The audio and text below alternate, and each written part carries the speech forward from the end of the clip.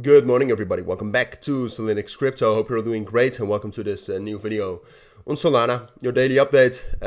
Yeah, we had a bit of a drop overnight. I mean, yesterday Solana actually held up pretty well. I mean, it's probably a Saka fee whapping the price again, keeping the price up. But no, I mean, technically right now Solana is actually still bullish, which feels like a weird thing to say because most cryptos right now are actually down quite a lot. And well, Solana as well, right here. Or Solana is down about 2%, but most other cryptos are down a ton and are absolutely bleeding right now. So Solana is holding up fine.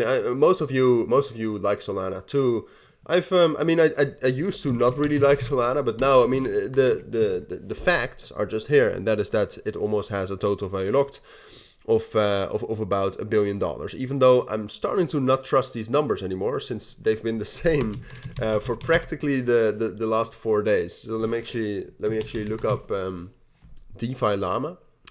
All right, DeFi Llama is showing completely different numbers right here. They're probably I mean, it's probably something with liquid staking that they are including it, and the others are not.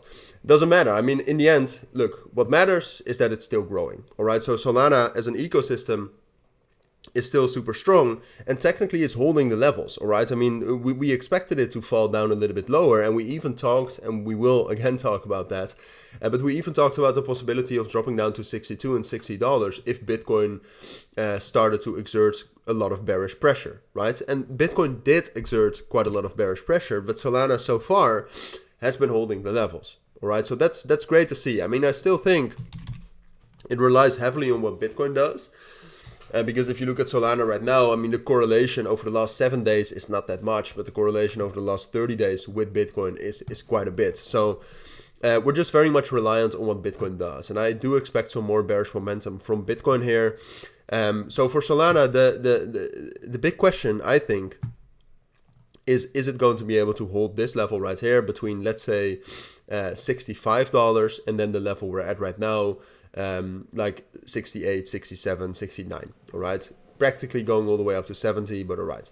So if we're able to hold this level, what we're getting into then, all right, and a spike down to $62 and $60 doesn't matter, all right? If we spike down there but still close above like 66 and 65, doesn't matter. But what I'm trying to get at right now is that the open interest for Solana is not that strong. Like the open interest and therefore the momentum for Solana is dropping down quite a bit.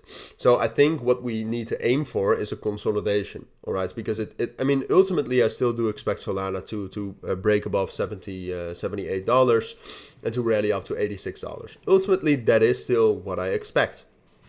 However, the market circumstances at this moment are by far not good enough to see something like this happening. And obviously, I mean, the overall markets are still bullish, so something like this is always possible, and that's also why I still expect it at some point of time. But for now, it looks more likely that we'll get some more bearish pressure, that Solana will fall down a little bit more. And then the big question is will we be able to hold $65 or not? All right, so I expect Solana to drop down to $65.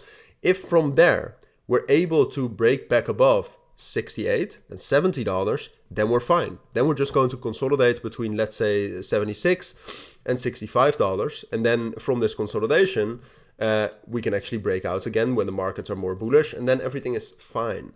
What I'm worried about, and I think consolidating here is most likely, because like I said, I still think Solana is very, very strong. However, like I said, what I'm worried about is that if Bitcoin starts dropping down even more, that Solana will find support at $65, but then that it breaks down below that level. And if it does that, that's the first time we'll touch the 200 EMA in a very, very long time. Last time we did that was the 13th of October. So yeah, that would be quite bearish. And then it's possible we'll get a bit of a bigger pullback, right? So if Solana from $65 is not able to get a bullish breakout and breaks down below that level, there's still strong support at $62 and $60, which could bring us back into this consolidation range.